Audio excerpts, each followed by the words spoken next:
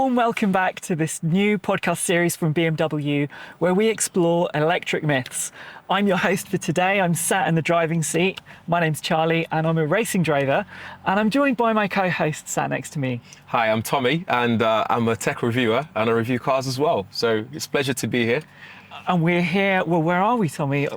This is the wonderful BMW Vault where a lot of things are happening. So you can come here, you can see some cars, some heritage. You can also see all the latest cars like the EVs. And you know, one of the things that's great about being here is so far I've just seen people pick up their cars, the pure joy on their faces, people clapping, just the excitement on their faces is incredible. It's really magical to see, isn't it? It is indeed. Come to this space with your whole family and... Yeah. And also, it's great we're sat in one of their cars, actually. This is one of the best EVs on the market right now. It's the iX M60. It is, and it's a pretty luxurious place to sit and host this podcast. It is. It's fully loaded with loads of tech, which I love. Definitely. So I'm going to jump in with the theme of this episode, which is that electric vehicles are expensive. Ooh, They're expensive to run. I don't know. How you tell me, how percentage-wise, how true do you think this myth is? I would guess and say maybe about 20%. 20%. If at all. Okay. Depends how you look at it. I mean, you know, part of the thing is that, of course, electric vehicles are quite new, right? Mm-hmm. So there's not as much data to compare. When you look back at the history of cars, you know, we've got decades of data to compare against. And I think because that isn't there right now for electric vehicles, that there is a bit of a knowledge gap with the public in terms of comparing, you know, what do you get with a petrol car? What do you get with an electric car? How do you quantify that with the cost of electricity and running costs and all these things? And I can appreciate, that could be a little bit, it's quite a lot for someone to unravel. Yeah, true. I think it's a logical reason to be skeptical about the costs of owning an EV. But I think you have to bring everything back into perspective. So the long run, how much does it cost later on after you've done the initial purchase? Yeah, exactly. You've got to look at because the whole thing with EVs, right, is that a lot of the cost of an EV is when it's, when it's produced on the production line, right? But then, okay, you have things like there's lower production volumes of EVs right now. That adds a little bit. The cost of extracting the materials used for the batteries. So on one hand, you have that, but then that cost is all built into the car when you buy it. Because of course, once you start using that car, you know, you're putting electricity in it potentially from your home or from a charging point or whatever, but that's actually a lot lower. You were just telling me some figures on this, weren't you? Yeah, so for example, if you compare your electric cars and, combustion engine car, if you were to calculate, say, over 100 kilometers of travel, it's almost double in the cost of what you put into it. So €7 versus almost €14, if not more. It's that much difference. That's that much difference. Wow. So you're saving money by driving it every day. Yep. You're saving money by, not even saving money, let's look at things like residual value. So if you were to resell it for whatever reason, you're making a lot more eventually, right? And then there's other things like running costs. So like road tax, road tax is non-existence basically. And also tax in a business as well. That's the point, benefit in kind if you're a business owner. That's it. And there's like tax savings schemes as well by buying electric cars, especially in the UK, for example, where I'm from. And in London, again, where I live, things like ULEZ zones, congestion charges, you don't pay all those things. So there's a lot of kind of hidden costs to car ownership, which actually, as an EV owner, you're actually sidestepping a lot of those, aren't you? Yep. You'd be saving a lot of money by just going EV alone. So I think that's a big plus. And things like warranty, I think you get so big time on warranty, like for example, 8 years on the battery coverage, which is, for me, that's incredible. It gives you the peace of mind. Yeah, that's massive. And, let's not beat about the bush here as well. You're also saving, you're doing a bit to try and save the planet. Oh yeah, you're doing your bit. I mean, I'm an EV driver, and every time I get in it, it fills me with this, slight joy that I'm doing my bit.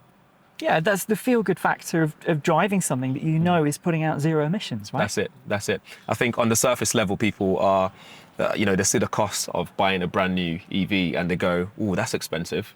But all they need is that education of actually, if you work it out over time, you'd be saving X amount. Yeah, and another thing to consider is that actually owning and running a petrol car is just going to become more and more expensive as things like EU7 emissions regulations come into force. So, that disparity or that gap in price is actually going to increase, isn't it? Absolutely. And let's not forget, your internal combustion engine car has loads of moving parts. So in comparison to your battery-powered car. So, things like changing engine oils, things like changing your timing belts and all those extra things that could go wrong, you don't have to worry about that in your EV. Because it's so fewer moving parts. Exactly. Yeah. Actually, I read that. Something like with a BMW electric vehicle, it's 1/3 less running costs and servicing costs, basically, right? Right, there you go. So you're saving money servicing it. So you don't have to worry about that at all.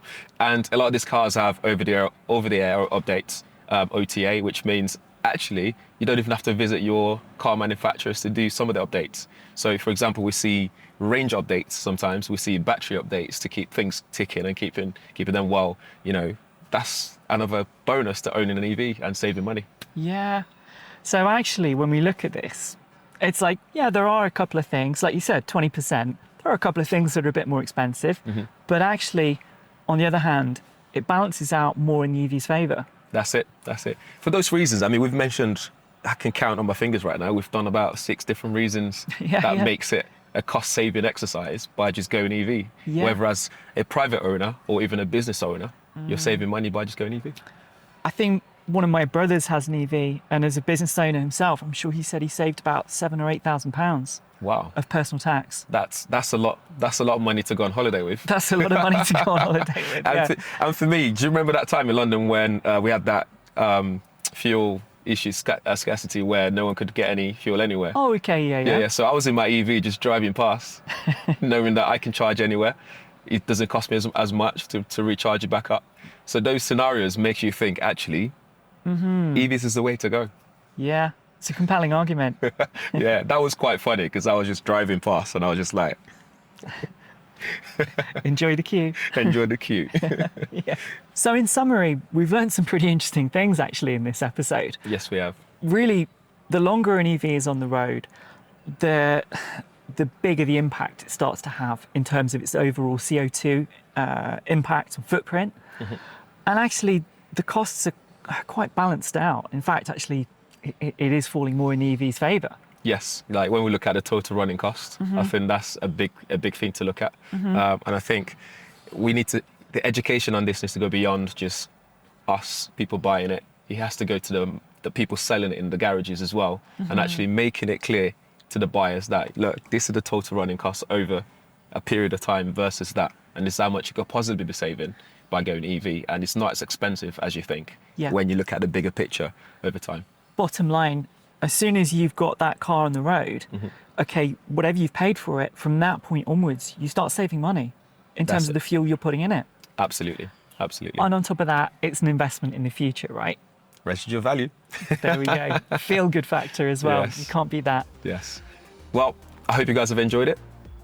I think it's been another good Electric Myths session. And if you'd like to catch up on more electric myths and more facts, then join us for the next podcast and make sure you tune in, make sure you like, comment and subscribe.